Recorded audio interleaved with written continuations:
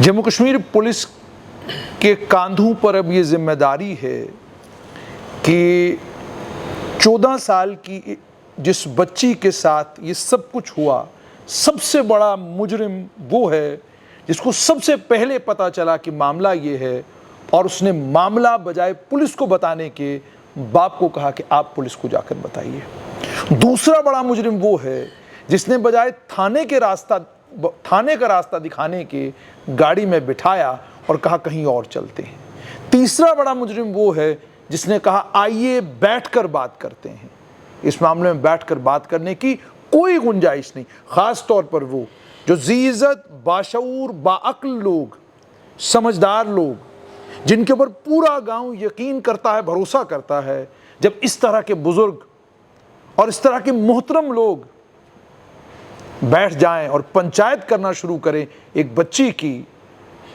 तो उसके बाद बताने, कहने, सुनने के लिए रहा क्या। इस मामले में पुलिस को माकूल कार्रवाई करनी चाहिए और बड़ा अफसोस है इस बात पर, क्या ज़रूरत पड़ती है कि जब तक कैमरा उस बुजुर्ग बाप के घर न जाए आप कार्रवाई उस पैमाने की नहीं करते जिस पैमाने की कार्रवाई की आपसे उम्मीद और तवक्का है। आप जो कार्रवाई करेंगे, ये कार्रवाई आप सिर्फ उस बाप को इंसाफ दिलाने के लिए नहीं कर रहे हैं, ये कार्रवाई आप मेरे लिए कर रहे हैं, या कार्रवाई आप अपने बच्चों के लिए कर रहे हैं, ये कार्रवाई आप सारे समाज के लिए कर रहे हैं। क्योंकि जब कुछ दरिंदों को सज़ा मिलेगी, बाकी दरिंदों को खौफ आएगा, डर लगेगा। तो जो भी पुलिसकर्मी इसमें इन्वॉल्व है, जो इस समय इस मामले की पड़ताल कर रहा है, मेरी विनम्र विनती और आग्रह है आपसे, इस मामले को समझिए कि ये आपके लिए एक एसिड टेस्ट है और ये समझिए कि ये बच्ची उस बाप की बच्ची नहीं है, पूरे समाज की बच्ची है।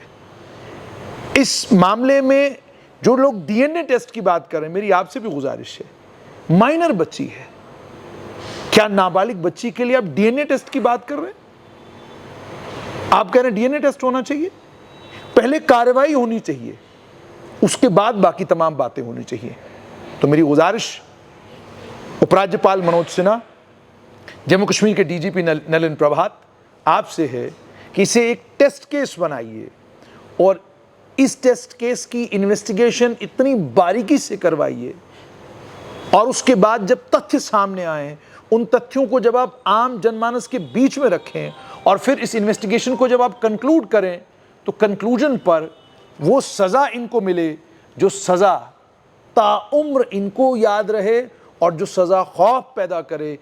बाकी वो तमाम लोग जो इस तरह के भयानक भयावर किस्म के जब अपराध होते हैं, इन अपराधों को छुपाने की या इन अपराधों के सबूत मिटाने की कोशिश करते हैं। बाकी मैंने ये भी सुना है कि कुछ वकला हजरात जम्मू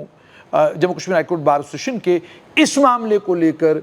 जम्मू कश्मीर लद्दाख हाई कोर्ट के चीफ जस्टिस के सामने भी गुहार लगाने वाले हैं और ये गुजारिश करने जा रहे हैं कि इस मामले में कोर्ट मॉनिटर्ड इन्वेस्टिगेशन होनी चाहिए।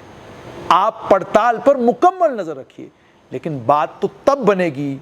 जब इस मामले में कोर्ट की इंटरवेंशन से पहले ही पुलिस वो कार्रवाई करके बताए कि हमें पुलिस कर्मियों की जो इस इन्वेस्टिगेशन का हिस्सा होंगे उनकी तारीफ करते हम ना थके।